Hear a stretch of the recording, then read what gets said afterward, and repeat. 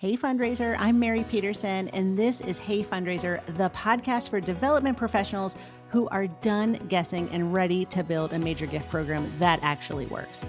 Every week, I bring you the tactics, the language, and the real-world strategy to close bigger gifts, deepen donor relationships, and lead with confidence. Whether you're a one-person shop or a seasoned major gift officer, if you're ready to stop hoping and start engineering, you're in the right place. Let's get into it. Hey Fundraiser, today we are talking about what happens after the ask. And honestly, this is where a whole lot of fundraisers accidentally make things awkward. Not during the visit, not when they present the opportunity, not even when they make the ask, but after the meeting, after the donor says they need to think about it, after the proposal gets sent, after the conversation that seemed to go well, after that moment when you're now wondering, like, do I follow up? How soon is too soon? What should I say? What if they go quiet? What if I damage the relationship by reaching out too much? If you've ever felt that kind of tension, you are not alone because the follow-up period can feel emotionally loaded. I mean, you've made an ask, you care about the outcome, you don't want to nag, you also don't want to disappear. And somewhere in the middle of those two extremes is the real art of major gift fundraising. That is what we are talking about today. We are talking about the follow-up rhythm that protects the relationship and moves it forward. Because I think a lot of fundraisers have been taught one of two bad models. Model number one is be aggressive, be persistent, keep poking until you get an answer. No, thank you. Model number two is once the ask is made, back way off and hope the donor eventually circles back. Like, also, no, neither of those is healthy. The first damages trust, the second creates drift. And what we really want is something better. We want a rhythm of follow up that's clear and proactive, relational, respectful, and most of all, rooted in permission. So that is the big idea of this episode. Follow up should not feel like pressure. It should feel like stewardship of the conversation. Let me say that again because I think it really matters. Follow up is stewardship of the conversation. It's not chasing, it's not pestering, it's not trying to wear someone down. It's just helping the conversation stay cared for, helping the next step stay clear, helping the donor stay supported rather than forgotten or pressured. So today we're going to talk about why follow-up feels so emotionally hard, the biggest mistakes fundraisers make after the ask, the rhythm that I recommend, what to say in each stage, how to handle just radio silence, how to protect the relationship even when the answer is not yes yet, and how to move opportunities forward without losing your integrity. So let's get into it. And I want to start with the emotional reality. I mean, the follow-up window feels hard to grasp. Why does follow-up feel so hard for many fundraisers? Because after the ask, you are vulnerable. You have put something out on the table. You've invited a decision, and now, whether you say it out loud or not, you care what happens next. You want the donor to say yes. You want the gift to come in. You want the project to move forward. You want your hard work to mean something. And when a donor does not answer immediately, it creates uncertainty. Uncertainty is uncomfortable. Uncertainty brings about anxiety. And that discomfort can push fundraisers into one of two reactions. The first reaction is just over pursuing. You feel anxious, so you send another email and then another email. And then you just want to bump this to the top of your inbox. Then you leave a voicemail and then you forward the proposal again. And suddenly the whole thing starts to feel heavy and a little desperate. The second reaction is avoidance. You feel anxious, so you tell yourself, well, I don't want to bother them, so I'm just going to wait. Or maybe they're busy and I don't want to seem pushy. And then you look up and 6 weeks have gone by. Maybe 3 months have gone by and the opportunity now feels stale. The donor's confused and you might be even frustrated. So if you've ever swung between those two extremes, chasing and disappointing, welcome. You are very normal. but neither extreme serves the relationship. Healthy follow up is steady. It's not frantic or passive, it's steady. And I think the word matters so much in fundraising because donors do not need us to be frantic. They do not benefit from us going missing, they benefit from our steadiness. So, here are some of the biggest mistakes that people make after the ask. And if I had to name the biggest mistake, it would be this. They leave the meeting without a mutually agreed upon next step. This is huge. So many follow-up problems are created before the follow-up even starts. The fundraiser makes the ask. The donor says something like, okay, thanks. Let me think about this. And the fundraiser says, great, of course, and then leaves with no timeline, no clarity, no shared understanding of what happens next, no timeline. This is where drift begins. So, one of the healthiest things you can do in fundraising is agree on next steps before the meeting ends. And it's a very easy thing to do. All you need to say is, why don't I give you a few days to think about it and I'll circle back with you next Thursday. Or you could say, would it be helpful if I sent a short summary and we can connect a couple days after you've had a chance to review it? Or you could say, what is the best timing for me to follow up? I mean, these are not pushy. This is just being clear. And frankly, clarity is kindness. When you leave without clarity, both people end up just carrying this weight of ambiguity. And ambiguity is where discomfort grows. So, the first principle of healthy follow up is this: whenever possible, agree on the next steps while you're still together. I mean, I would make this the one habit that you do consistently because it is going to make your follow up dramatically different and better. And, follow up is not just about getting an answer. Now, I want to zoom in on this for a minute because if you think follow up is just about getting an answer, you will almost always put too much pressure on it. Follow up is a lot more than just getting an answer. It's about preserving the trust. It's about keeping momentum without forcing a pace. It's caring for the relationship. It's reducing ambiguity. And frankly, it's helping the donor process what is a probably significant decision. Those are all different things. I mean, sometimes a donor needs one more detail. Sometimes they need more time. Sometimes they need to talk to a spouse. Sometimes they need reassurance from you or leadership or a colleague. Sometimes they need a more appropriate ask amount. Sometimes they're very interested, but the timing could be off. And then sometimes, yes, they're just going to tell you no and not give, and that's okay too. So follow up is where you learn which of these is true, which means the point is not merely like, did I get a yes? The point is, did I handle this in a way that served the relationship well and moved us toward honest clarity, which is a really better metric. So here's the follow-up rhythm that I recommend. Now, of course, there's no one-size-fits-all timeline for every donor and every gift, but there is a general rhythm that I like, and it has 4 stages. Here it is. Stage 1, immediate gratitude and recap. The first stage happens soon after the meeting, usually like within 24 hours. And it's not the moment to re-ask. It's not the moment to pile on pressure. This is simply the moment to say, thank you. I appreciated our conversation and your time. Here's what we discussed. Here's what we agreed upon is next. And that's it. This follow-up is important because it anchors the conversation in warmth and clarity.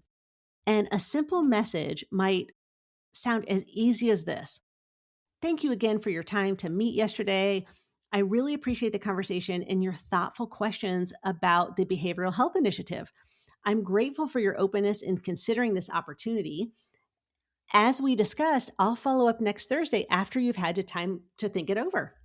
Lovely, warm, clear, unpressured. If you promise something in the meeting, a one-pager, the budget, or a story, or a summary, please send it promptly because promptness also communicates credibility.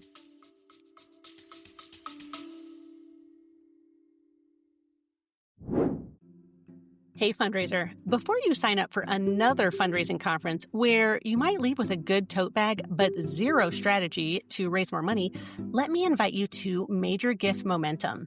This is my private coaching group where you'll get weekly coaching calls with me, access to my full Major Gift curriculum, and a community that's actually moving the needle. Major Gift Momentum isn't based in theory, it's based in action. Members are closing 5- and 6-figure gifts within 3 months of joining. Heather just closed a $245,000 gift. Jacelyn just closed a $212,000 campaign gift. And Georgette just got a $500,000 commitment. All within 3 months of joining Momentum. Each of these Momentum members didn't think the donor would give that much, but once I taught them my method, they are raising money at a whole new level. So would you like in, fundraiser? If you do, go to heyfundraiser.com/momentum and let's get started.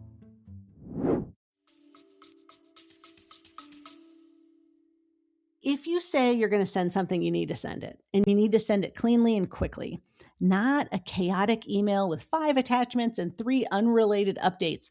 Clean, clear, easy to review.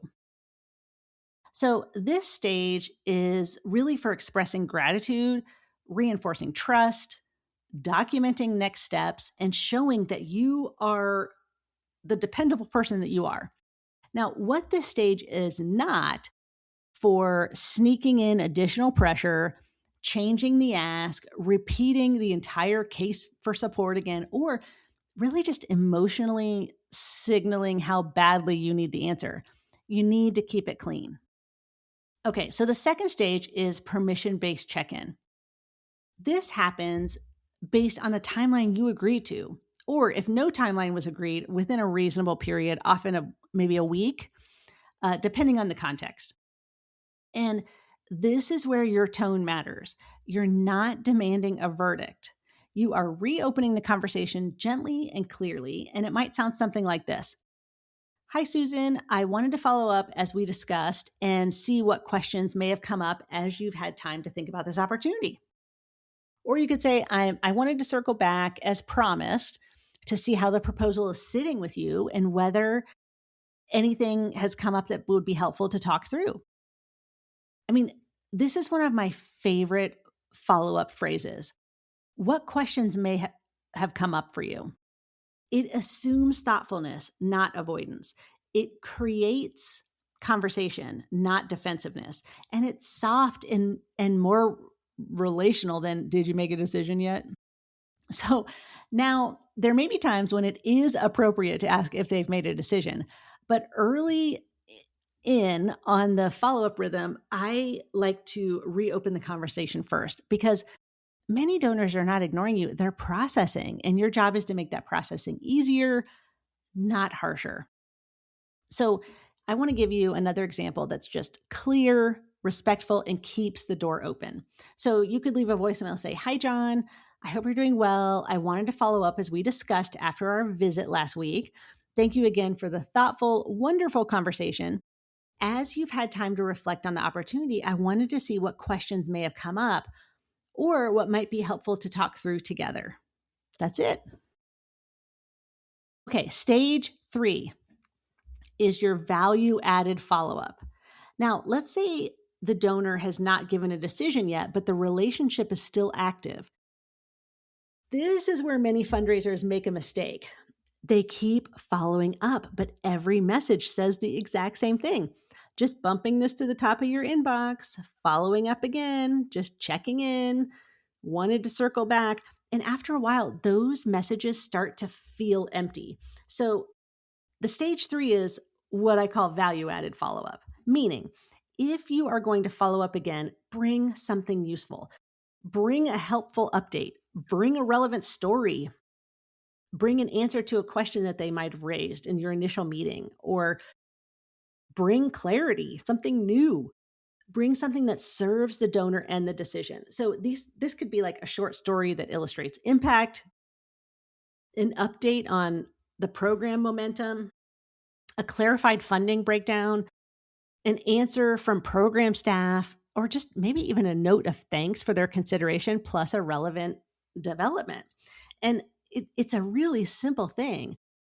Hi, Karen. As I was thinking about our conversation, I wanted to send along a short story that captures exactly why this initiative matters so much for families. No pressure to respond right away. I just thought it would be helpful context as you can continue to consider the opportunity. That is beautiful because it adds value without creating pressure. Another example is you might say, Hi, Michael. I wanted to send a quick follow up since we last spoke. We're now finalizing the staffing model for the program, which may be helpful context as you think about the investment.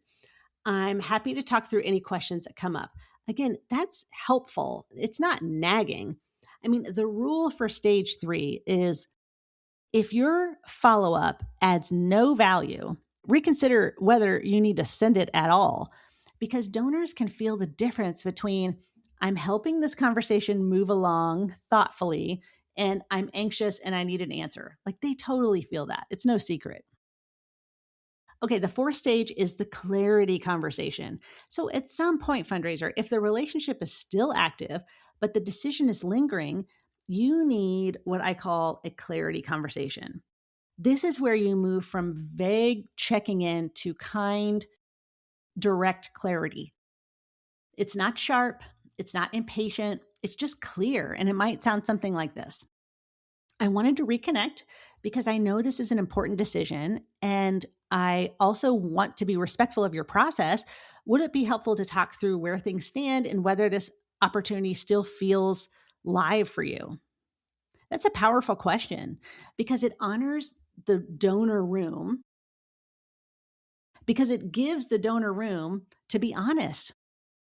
Or you could even say, I'd love to get a clearer sense of whether this is something you're still actively considering or whether it would be better for us to revisit this at a different time. That's not rude, that's mature. That kind of conversation protects everyone because one of the hardest things in fundraising is indefinite ambiguity. I mean, I see it all the time. And if the donor is still engaged, great. Now you can talk honestly about what is needed. If the donor is not engaged, that's useful to know too. I mean, clarity is a gift. Now, one of the biggest questions I get is how often should you follow up? The answer is annoying, but it's very true. The answer is it depends. Sorry. It depends on the donor. It depends on the size of the gift, the level of relationship you have, the responsiveness of the donor. I mean, it could even come down to the urgency of the opportunity or maybe what has already been agreed upon. But I can tell you this, I would much rather see fundraisers follow up less often with more intention than more often with anxious repetition. So that is key. Less often, more intention. If you have agreed upon date, follow that. If the donor's gone quiet, create reasonable space between touches. And if you have follow up, if you followed up multiple times with no meaningful response, the answer is probably not send more emails closer together. The answer is usually change the kind of follow up or move toward clarity. So I think frequency matters less than thoughtfulness. A donor can feel well cared for with a small number of excellent touch points, and they can feel hounded by a large number of mediocre ones. So, what do you do if a donor goes completely quiet? That silence, it's just lurking out there because silence after the ask is one of the hardest things emotionally. Like you've sent the recap, you followed up, maybe you sent something helpful and now nothing. No clarity, no decision, no reply. Like, what do you do? First, do not immediately make silence sound catastrophic. Silence does not equal disinterest. It can mean so many things. They could be traveling. It could mean that they need more time, that your message got buried, that maybe they're avoiding a hard decision. They might be busy or overwhelmed. So, first and foremost, fundraisers, stay calm. Second, use one more clear, kind outreach. So, I've said something like this in the past. Hi, David. I know life gets full, and I wanted to follow up one more time regarding the opportunity we discussed. I remain grateful for your consideration. If it'd be helpful to reconnect and talk through where things stand, I'd be glad to do that. And if the timing simply isn't right, I completely understand. So that's gracious and honest. It creates room and space. It also gives them a dignified way to to speak their truth. So if silence continues after a thoughtful sequence of follow-up, I I personally would take the pressure off. I mean, you might even say something like, I know timing can shift and priorities change, so I'm going to step back for now. I'm grateful for your consideration and for the conversations we've had. If and when it makes sense to revisit, I'd be glad to reconnect. I mean, this is a very elegant, protective way to go about keeping your dignity intact and the donor's integrity intact. So there's a difference between pressure and leadership. And I want to talk about the subtle differences. I mean, they're subtle, but they're very important. Some fundraisers worry that any follow-up at all is pushy. That is not true. The goal is not to avoid leadership. The goal is to avoid pressure. Those two things are not the same. Pressure is like, have you decided yet? We really need to know. I've reached out a couple times, or maybe like, this is urgent. That kind of language often centers your anxiety. Leadership sounds more like this: I wanted to reconnect as we discussed, or I'd be glad to walk through any questions, or I'm happy to revisit this at a better time if that would be more helpful, or I want to be respectful of your process and your time and also provide clarity on next steps. Like, do you feel the difference? Leadership is calm and clear. Leadership does not disappear or fade into the background, but leadership does not chase either. Like, there's a sweet spot there. Now let's talk about the fun part. What happens when a donor says yes? Because follow up does not end with that commitment. It just changes form. I mean, the moment a donor says yes, your next job is to reduce friction and reinforce joy, which means prompt responding, expressive, sincere gratitude, confirming next steps, making any payment or pledge process easy, and helping the donor feel good about the decision. This is not the time to get administratively sloppy. If the donor says yes, but then the paperwork is confusing, disconnected, or slow, like, your emotional energy and the donor's emotional energy, it just drops. So when a donor says yes, your follow up should feel something like this: wonderful. Thank you so much. We are deeply grateful.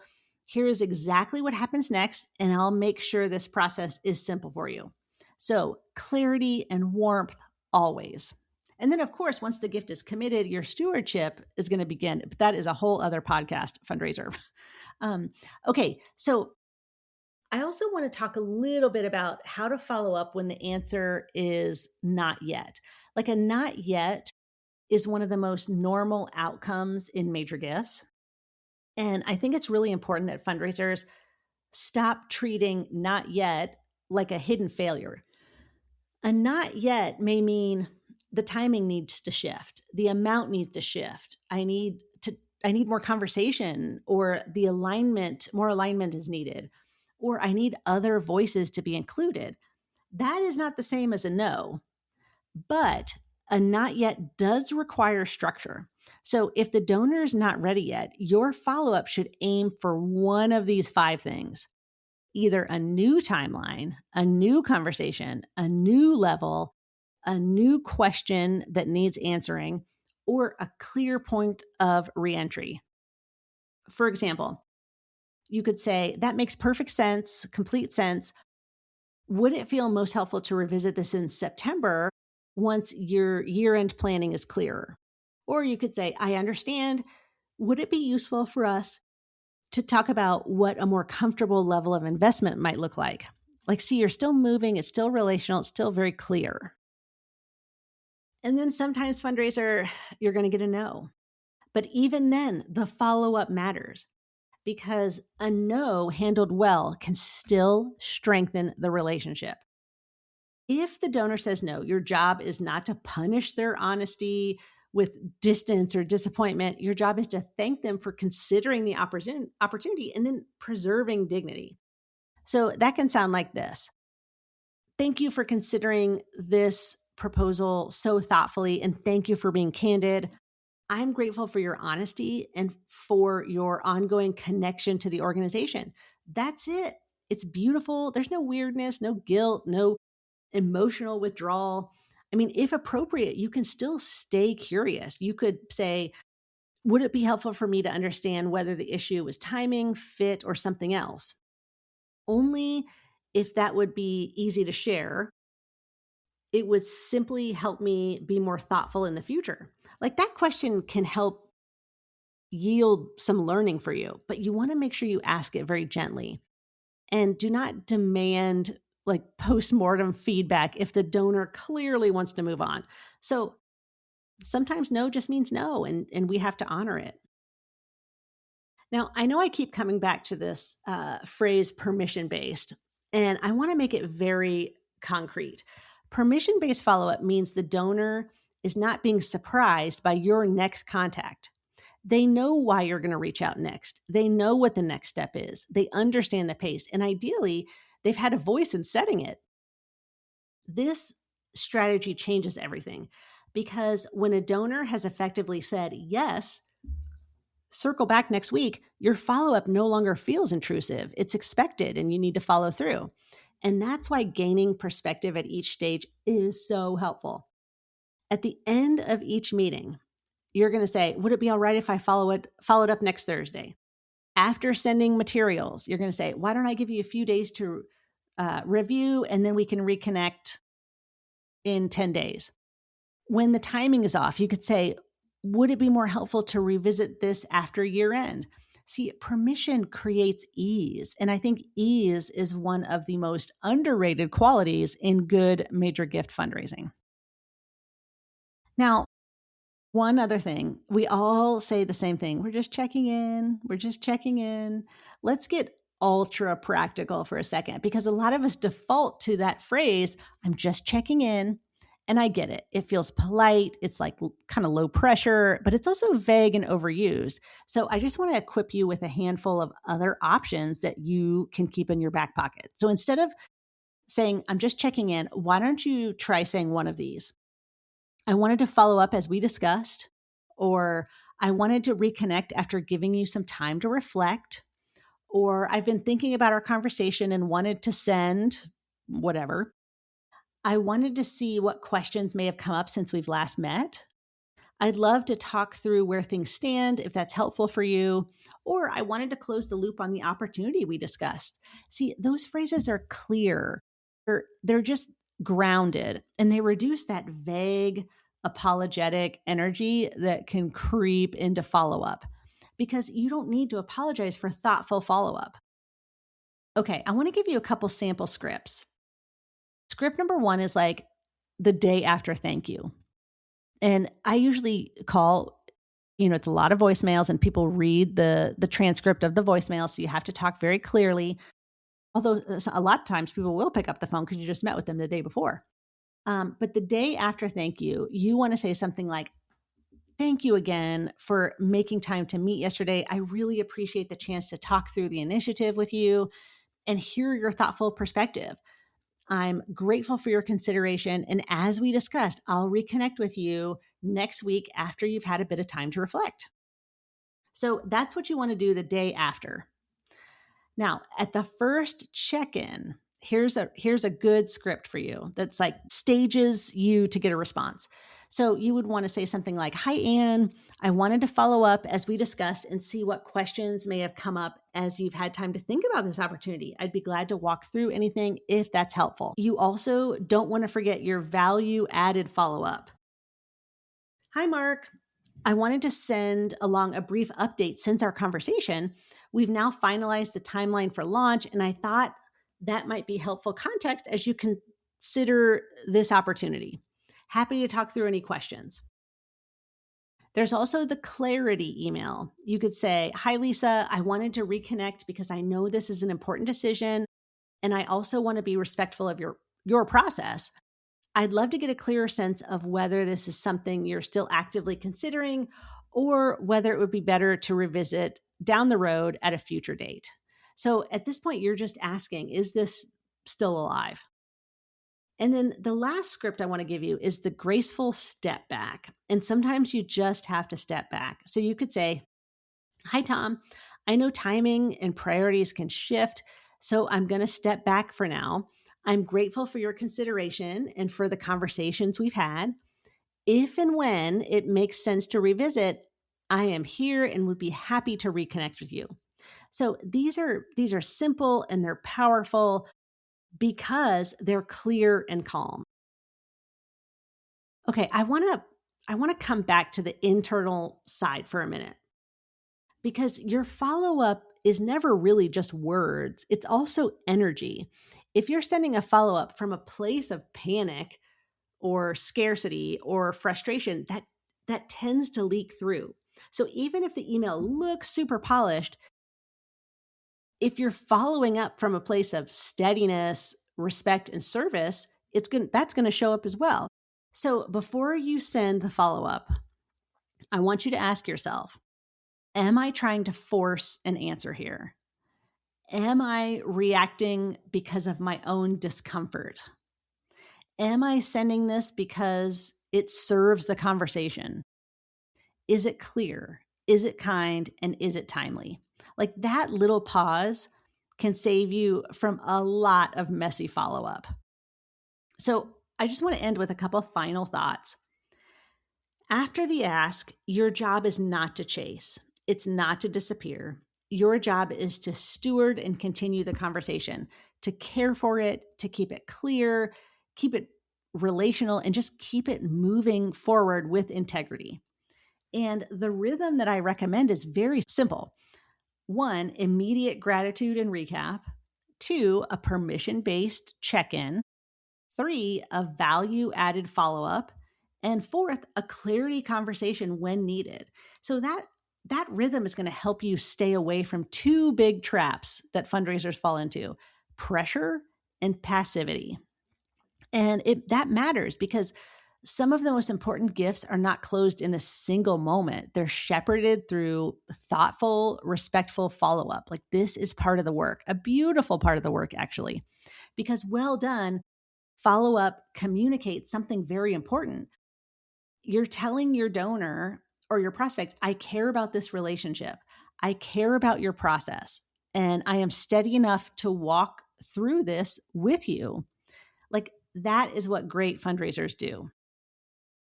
So before you do any other donor follow-up after an ask, I just want you to ask yourself, have I been clear on next steps? Am I following up with permission? Is this communication adding value or just checking in?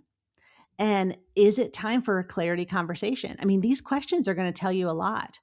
And the more intentional you become after the ask, the more trust you build during the whole process.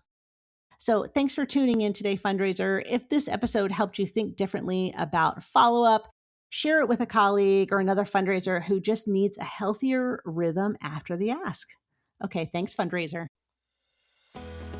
Fundraiser, thank you for being here. This work you do, it matters. You are the bridge between generosity and impact, and don't let anyone, including the hard weeks, convince you otherwise. If today's episode gave you something useful, please pass it along. 1 share, 1 text to a colleague, 1 review on Apple Podcasts. That's how this show reaches the people who need it most.